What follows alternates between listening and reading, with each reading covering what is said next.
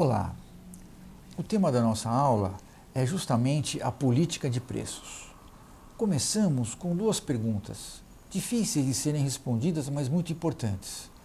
Quando os preços devem ser reduzidos?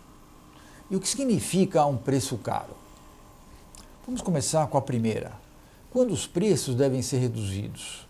Veja bem, a gente responde da seguinte maneira, aliás, quando já não são justificados pelo valor percebido aos clientes, em comparação com o valor percebido da concorrência. Ou seja, quando o cliente não está valorizando aqueles valores que ele valorizava antigamente, frente aos seus concorrentes. Tá? O que significa preço caro? Dois pontos são importantes aqui, né? Ele não está percebendo o diferencial dos nossos produtos, por isso ele está achando caro. Então, se ele tomar conhecimento dos nossos diferenciais, ele vai achar o produto razoável, o preço razoável dentro daquilo esperado. Mas se ele não está bem familiarizado com o valor do nosso produto, com as nossas vantagens, com as nossas características, ele fica na dúvida e acha caro, quando na verdade falta conhecimento do valor percebido, tá certo? Né? E como é que a gente sai de uma situação dessa, tá? Veja, você divulgar então o valor, ou então reposicionar o produto, né? Porque também é possível que o produto já não atenda mais suas necessidades. Então você tem que reposicionar o produto e adequá-lo de acordo com as necessidades, com as novas necessidades do cliente. Então, olha, essas são duas perguntas difíceis de serem respondidas, mas muito importantes, tá? Por que, continuando com as perguntas, né? Por que é fundamental estabelecer uma política de preços? E por que essa política de preços, muitas vezes, ela tem dificuldade em ser seguida pela própria diretoria da empresa, pelos representantes, pelos vendedores, pela área comercial de uma maneira geral? Agora, a falta de uma política, a falta da rigidez da política a ser seguida, implica em lucros menores, numa menor participação de mercado. Então a gente considera que é fundamental você ter uma política de preços e respeitar essa política de preços. Então, para isso, a gente destaca 4 pontos importantes, né? São, olha, imposições comportamentais ligadas a essa questão, né? Ligadas à política de preços. É importante você fazer um diagnóstico atual da situação, do momento que você vive, identificar claramente as fontes de vazamentos de lucros, tá? E definir os parâmetros e critérios para a precificação. Então vamos lá, implicações comportamentais. Primeiro perigo, tá? Oferecer descontos somente quando o cliente possui um preço melhor que o concorrente. Cuidado, tá? Veja, e os clientes fiéis não recebem nada? Nesse caso, os clientes não leais começam a fazer negociações estratégicas com o seu concorrente. Você já pode ter sentido esse problema. Você paga um valor por uma assinatura de um canal, de uma TV a cabo, tá?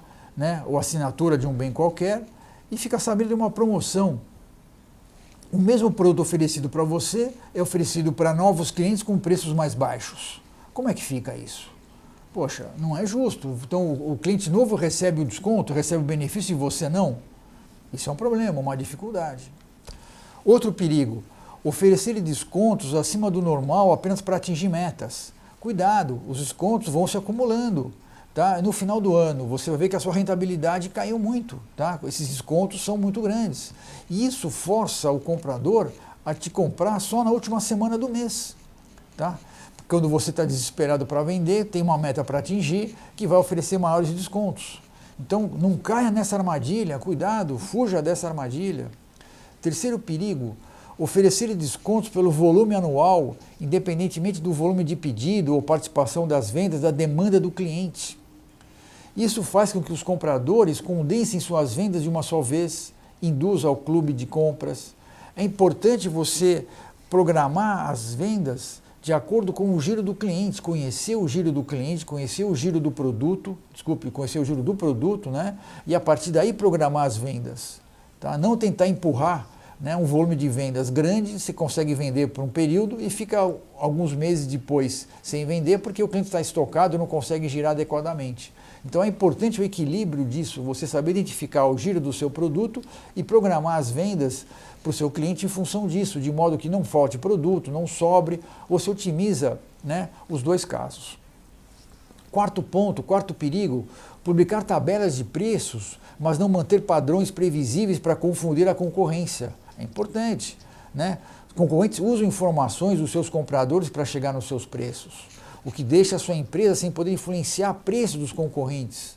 Com isso, o cliente usa essa informação como poder de barganha para pressionar você e o seu concorrente, tá? Então, por isso que é importante a gente, no segundo passo, fazer um diagnóstico do momento atual, fundamental, agrupar estatisticamente os preços reais pagos pelos clientes. Você tem essa estatística? É importante fazê-la. Identificar o preço médio dos produtos, tá? Identificar quais clientes estão recebendo descontos acima do merecido, identificar os clientes que estão pagando acima da média. Então, olha, veja como é importante esse diagnóstico, você fazer um levantamento estatístico, identificar o preço médio, que clientes não estão recebendo os descontos merecidos, estão recebendo os descontos que não merecem, não é verdade? Estão pagando acima da média, pagando abaixo da média. Então, faça um levantamento geral, tá? E a partir daí você vai aferir, ajustar, né? Tornar essa precificação mais justa. Terceiro ponto, as fontes de vazamentos de lucro, um perigo, tá certo? Né? Você, por exemplo, perde o controle sobre as concessões, né? E não aplica políticas rígidas sobre o uso dessas concessões. Veja, você aumenta o prazo de pagamento de maneira discriminada para um e não para outro, você aceita pedidos muito pequenos, você aceita serviços extras e não cobra do cliente. Olha, tudo isso é fonte de vazamento de lucro. Né? Você fez um serviço adicional e não cobrou do cliente, aceitou um pedido muito pequeno, inviável, né, na sua produção, né, permitiu um pagamento maior para um e não para outro, cria um problema, cria uma dificuldade. De qualquer maneira, com mais pagamento você perde resultado, percebe?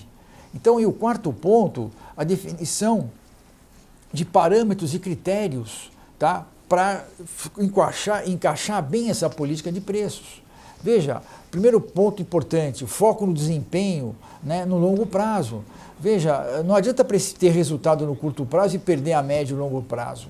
Então, nunca entre numa guerra de preço, tá? Nunca faça isso, tá? A ideia é você precificar e pensar no objetivo a longo prazo.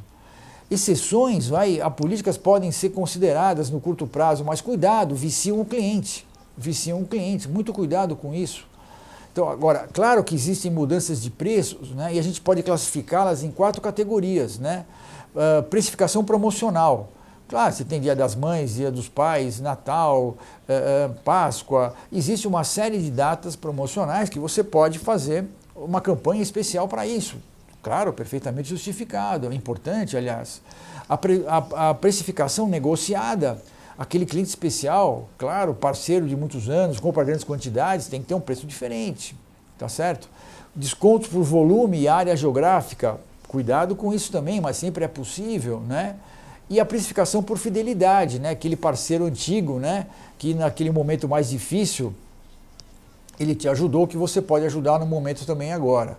Então existem exceções, mas elas têm que ser muito bem estudadas, você tem que definir parâmetros e critérios para poder fazer isso, entendeu? Para usar a promoção, para usar a precificação negociada, vender em função de volume, área, em função de fidelidade. São descontos, são situações importantes, mas tem que ter um critério por trás e você seguir esse critério a médio e a longo prazo. Obrigado.